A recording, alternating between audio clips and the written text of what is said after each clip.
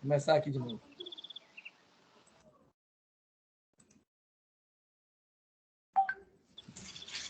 Então, trabalho agora de equações polinomiais.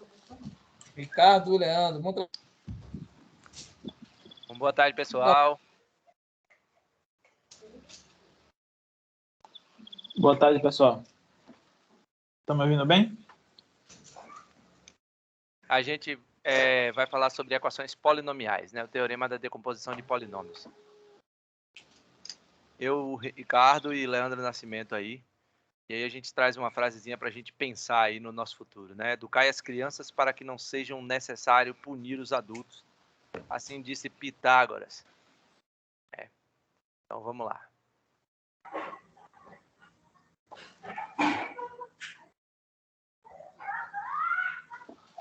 Um pouco de história. Vamos lá, Léo. Vamos lá.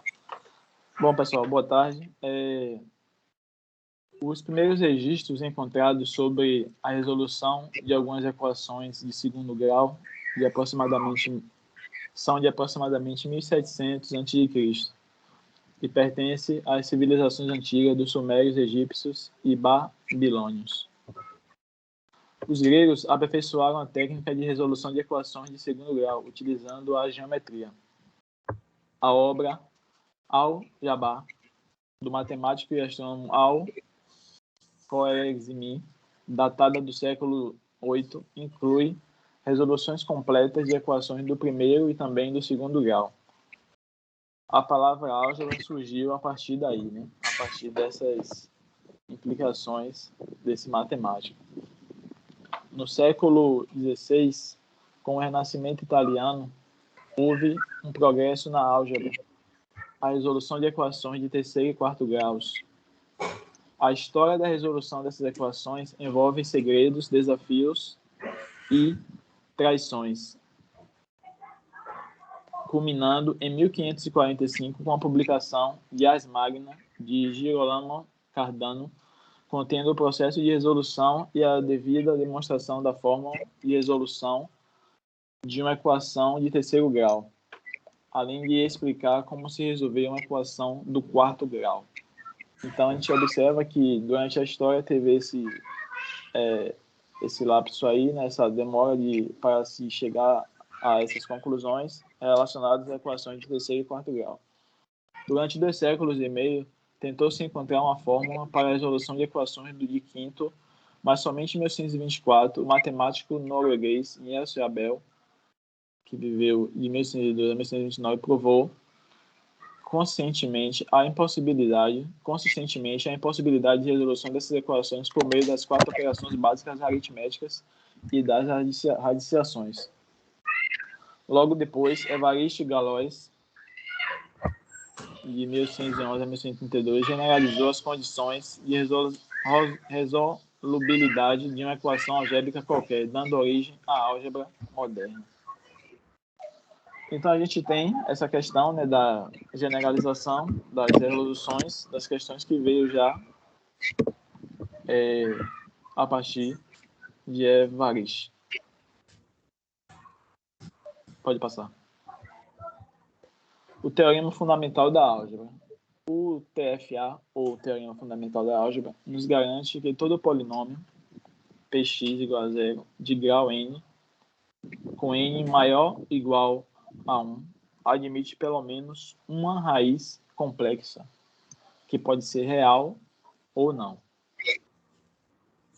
A demonstração desse teorema foi a tese de doutoramento do grande Gauss, que viveu até 1155, então com 21 anos, constituindo um elemento central para o estudo das equações algébricas. Então, a gente vê que Gauss, que tem aquela teoria da soma de Gauss, né, que a gente conhece bastante, fez essa demonstração do teorema fundamental da álgebra. Uma consequência do teorema fundamental da álgebra é o teorema da decomposição. A gente tem aqui um exemplo onde P de x equivale a n de x elevado a n mais a n menos 1 Você subtrai um valor e eleva o expoente a menos 1 também. Fica n menos 1, mais repetidos números k vezes, né? Vamos dizer assim, k vezes. A gente tem aí AI, x e A0. Onde P de x é igual a n com x menos r, x menos r2, x menos r3 e assim sucessivamente. Onde R1, R2, Rn são todas as raízes de P de x. Então, a gente tem essa demonstração do teorema da decomposição, onde a gente pode observar que as raízes são colocadas no cálculo para fazer a subtração com o valor do AN.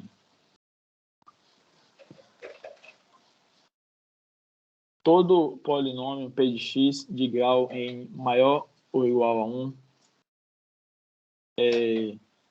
a gente tem aqui o exemplo que a gente viu anteriormente, né? P de x igual a n, x elevado a n até n vezes, pode ser fatorado como um produto de uma constante por polinômios do primeiro grau, que ficaria P de x igual a n x menos R1 menos R2 menos Rn, n vezes, onde R1, R2 e Rn são todas as raízes, né, desse polinômio.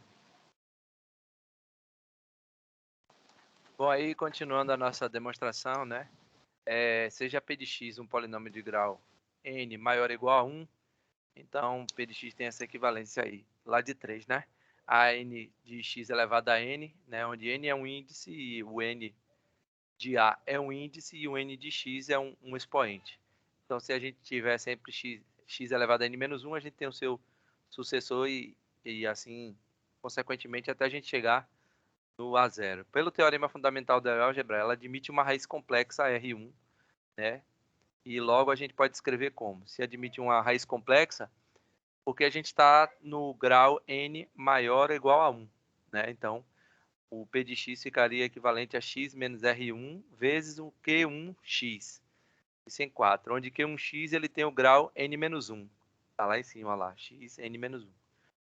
Se n menos 1 ele é maior ou igual a 1, então, pelo TFA, o Q1 de x admite uma raiz complexa R2.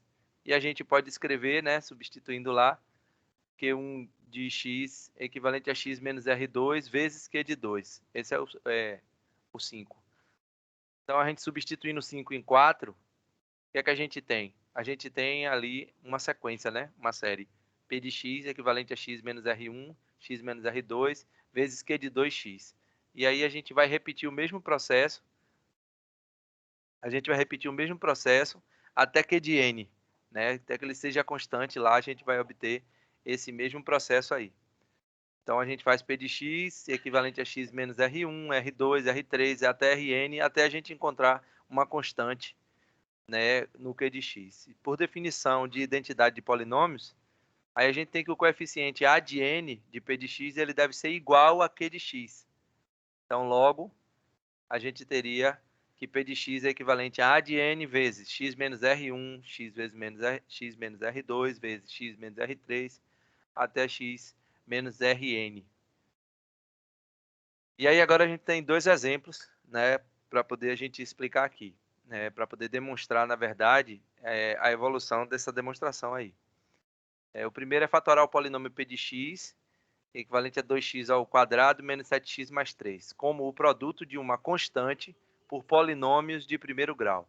Então, primeiramente, o que a gente tem que fazer? Encontrar as raízes do polinômio e, para isso, igualar a zero. E assim poderemos aplicar a fórmula para a equação do segundo grau, né? Então, foi exatamente o que foi feito aí. A gente fez 2x ao quadrado menos 7x mais 3 igual a zero. E aí a gente encontrou as raízes, né? Se observar, a gente tem uma equação de segundo grau aí, igualada a zero. Então, a gente pode usar a Bhaskara, né, para poder identificar essas raízes. Então, encontramos duas raízes ali, 3,5. Então, pelo teorema da decomposição, nós temos que P de x é equivalente a 2 vezes x menos 3, né? Lembra que aqui na nossa função da demonstração, a gente tem AN vezes x menos R1, ou seja, a raiz 1, x menos 3, olha lá, x1 é igual a 3. E no caso, como é uma equação de raiz de potência 2, a gente tem o R2 está lá também o x 1 sobre 2. Então, x menos meio. Essa seria o nosso polinômio decomposto aí, né? Como produto de uma constante. E no exercício 2, a gente tem que P de x é equivalente a 4x ao quadrado menos x e menos 3. E aí a gente tem a mesma equação, uma equação de segundo grau também. Então, a gente iguala a zero, né? E aí tira as raízes dessa função. Para alguns casos, esses números ficam complexos, né? Porque às vezes tem números que podem ter mais de 2 raízes, 3 raízes. Então, nós teríamos que estar utilizando aí o conhecimento do conjunto dos complexos. Vai ser explicado por outro colega aí. Essas foram as referências, né? E aí o nosso tchau. Até logo. Muito obrigado, pessoal.